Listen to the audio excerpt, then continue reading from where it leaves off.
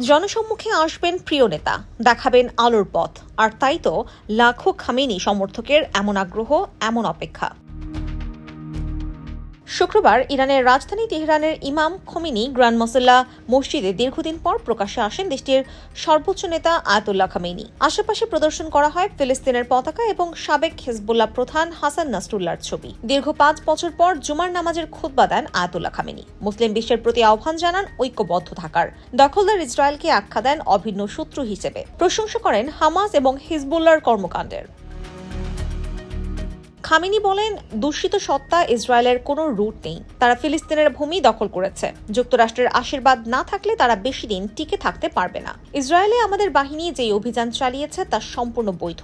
শত্রুদের প্রধান লক্ষ্য তাদের মধ্যে বিভেদ সৃষ্টি করা। তাই তাদের ষড়যন্ত্রে পা না দিয়ে মুসলিম দেশগুলোকে এক থাকতে হবে। খামেনির এমন বক্তব্যে উজ্জীবিত ইসরায়েল বিরোধীরা। লেবানন থেকে ইসরায়েলের অভ্যন্তরে চালানো হচ্ছে একের পর এক রকেট হামলা। ক্ষতিগ্রস্ত হচ্ছে দখলদারের বিভিন্ন অবকাঠামো। অন্যদিকে কোনো আইন আর সমালোচনার তোয়াক্কা না করে লেবাননে নির্বিচার হামলা চালিয়ে যাচ্ছে ইসরায়েলি বাহিনী। রাজধানী বৈরুতে বিমানবন্দরের খুব কাছেই বিমান থেকে বোমা ফেলা হয়। একে এখন পর্যন্ত সবচেয়ে ভয়াবহ বোমা হামলা হিসেবে বর্ণনা করছে আন্তর্জাতিক গণমাধ্যমগুলো। IBTV USA, new York.